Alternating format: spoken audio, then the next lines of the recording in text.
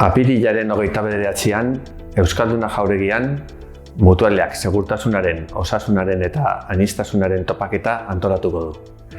Bertan, Mutualeak sariak banatuko dira. Prebentzioa, aniztasuna, zero bidean aintzatezpenak eta prebentzioko argazki saria.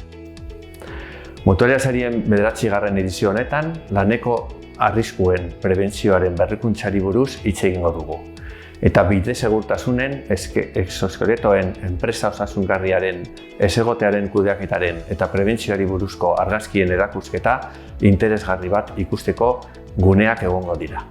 Sari hauen bidez, Mutualeak laneko segurtasuna eta osasuna eta enpresako aniztasuna sustatu nahi ditu.